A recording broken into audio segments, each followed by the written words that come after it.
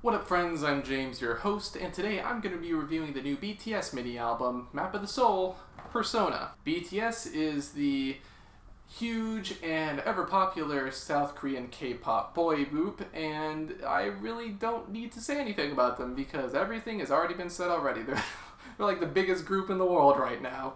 While I don't really consider myself a fan of BTS, I was intrigued with their last full project, Love Yourself Tear. That was a record, while a bit spotty here and there just due to wanting to have something for everybody, so they had to sacrifice some consistency. I thought it was a pretty admirable effort when trying to combine some of the contemporary R&B, some trap rap and K-pop sounds, while also maintaining a darker aesthetic. It's something that I feel a lot of their contemporaries weren't really doing at the time, so I did appreciate them for trying something like that. In contrast, this new mini-album is pretty much going in the opposite direction. It's much lighter, it's much poppier, and also a bit more of a summer vibe compared to some of their previous work. The intro track, Persona, is basically an RM solo song, and it's actually one of my favorite songs on the record. I like the more natural production that this track has, with the actual audible guitars and how they kind of mix in a weird but cool way with the trap beat.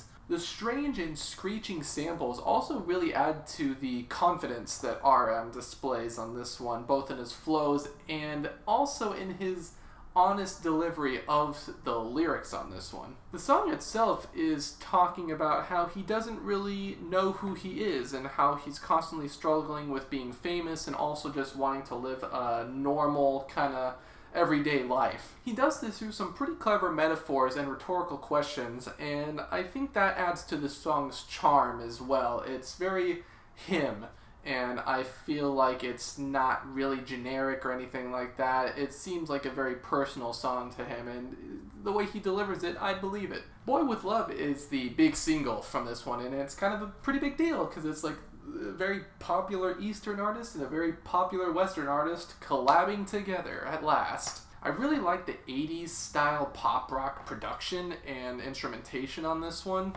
The guitar and synths during the pre-chorus and the chorus itself are pretty mesmerizing, and I really like how delicate they are too. I will say that Halsey doesn't feel all that necessary on this song, and this is especially prevalent considering the fact that I feel the boys could just sing her chorus on their own. They do during the second and third versions of the chorus anyway, when Halsey is pretty much not present at all.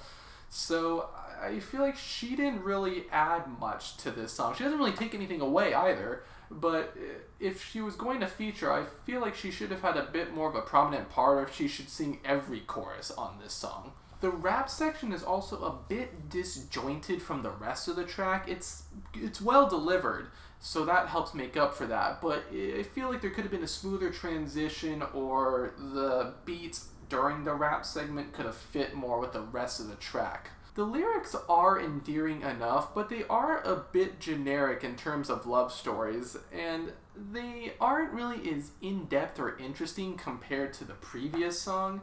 It might just be because it's coming after a song where the lyrics are very heartfelt and honest that this one kind of pales in comparison a little bit. They're not necessarily bad, but just compared to what was established previously, it's a bit of a letdown, I guess.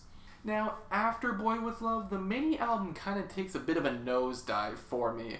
Mikrokosmos is kind of just here. It's not really doing much. The natural instrumentation is gone, creating a disjoint in sounds, and this was a problem that I had with their previous album, Love Yourself Tear, as well. The dance and synth pop beat isn't really doing much for me, and though sometimes some synths do come in here and there that kind of add a little something to spark it up a bit, I feel like it's not enough when they sacrifice so much with the more bland production style. The drop before the chorus is also fairly uninspired and uninteresting, and I feel like it should have just been excluded. Maybe even bring back some of the guitar from the last two tracks or something, but that drop is just kinda eh. However, I do think lyrically this song is pretty strong. I do like the lyrics about everybody kind of searching for their own purpose. It really fits the album's theme, and I think it does a better job in tying kind of love and finding purpose to the theme better than Boy With Love, actually. So that's one highlight. However, even though the lyrics are good, I feel like vocally, while good, it doesn't really showcase their talents that much, and Boy With Love and the intro track do that much better. Make It Right is also pretty much a nothing song, probably even more so than the last one. It has a pretty nice sample, but nothing is done with it. It just stays in one place all the time, and no element is really being added to change things up or make the sample even more interesting or take it to new heights or anything like that. Nothing helps push the song forward, and the lyrics are also a bit of a repeat from the last song, just less descriptive for whatever reason. However, compared to some of the other songs that they've done in the past on this mini album or even on other albums, I do like how each member is pretty much showcased evenly here. Nobody feels more or less important, and I do think that even though nothing really happens in this song, there's some pretty nice distribution of lines and lyrics and things like that where at least each member gets to shine to some degree. After this song, though, the mini-album does pick up in quality a bit. Home, in particular, is pretty nice. The beat kind of feels like they're trying to combine some older hip-hop sounds with the more like background vocal themed samples and stuff like that with some of the newer trap rap sounds of today. I like the vocal styles and delivery and how there's a few different styles that are being presented here. There's some pretty good variety here. And I also like how the rappers, in addition to having their own part, are also supporting the vocals as well. It's not just each person doing their line, they're kind of coming together, hyping each other up and stuff like that, so that's pretty cool to see. This song is also probably one of the best songs lyrically, too. It's very nostalgic in a way, when they're looking back to their younger days and how, in some cases, they were happier back then than where they are now. And I feel like in this era where a lot of artists are struggling with mental health and stuff like that, especially coming from South Korea where their culture largely shuns mental health entirely because it's so competitive, I think it's very important that they're talking about this and how even if they have all these nice cars and clothes and stuff like that, that doesn't mean that they're happy. So I think they did a good job showcasing that and kind of saying, hey, even though we're successful, I mean, problems still affect us all.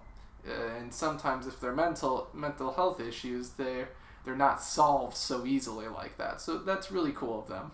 Je m'en veux is kind of a weird one.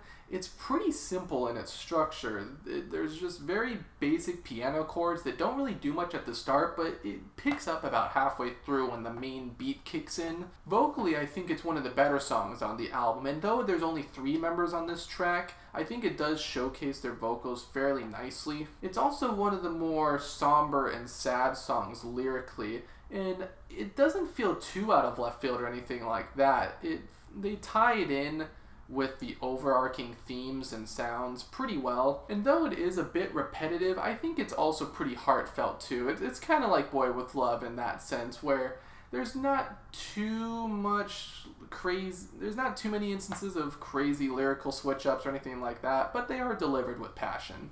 Now, Dionysus, the last track on the mini-album, is probably my favorite one. It has a bit of a rap rock sound that you'd hear from like the 80s or early 90s or something like that, kind of sticking with the 80s theme here from the first 2 tracks on the mini-album. I love the scratching and brass samples, and the flow of the rappers are at their best here, especially when they really ride the beat. They're just provide so much energy and charisma on this one. It's so much fun. I like the allusion to Dionysus when they're talking about partying and drinking and celebrating their accomplishments and how they overcame struggles too. And when the guitars and drums pick up during the outro, it's a very fun and energizing culminating moment, and it's paired with some pretty crazy high notes at times too. Like, this is the way to end the mini album.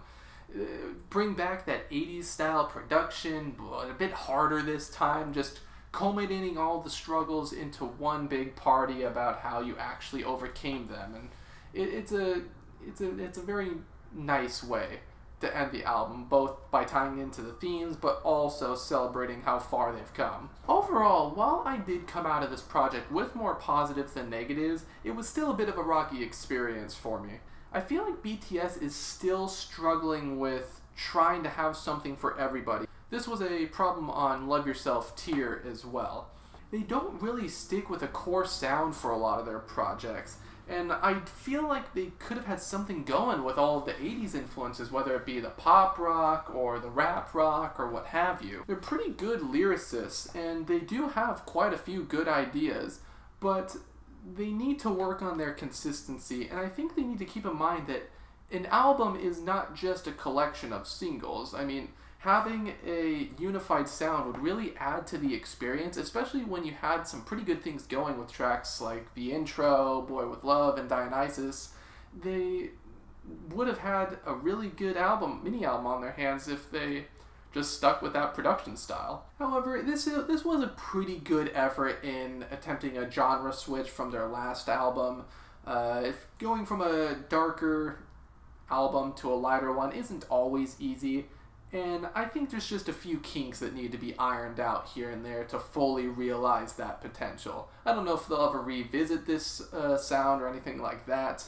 If this is going to be another like trilogy like the Love Yourself one was, but if they do continue with this sound, I think they'll be able to hone in on their skills a little bit more from there.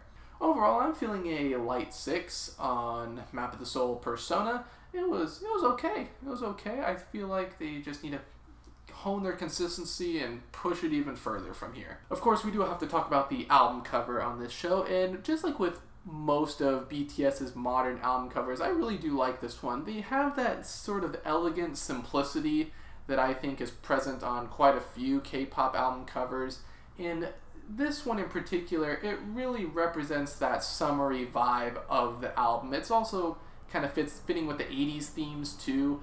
I think with this one, since there's 4 versions, it also combines to one unique design, just like the Love Yourself albums do. So this one was pretty nice. They have pretty good packaging on their newer stuff. Anyway, that is my thoughts on BTS's new mini album. What did you guys think about this one? Did you love it? Did you love it even more than I did? Are you the biggest BTS fan in the world and hate me for my opinion? That's okay. But what? But anyway, those are my thoughts, and until the next one, farewell.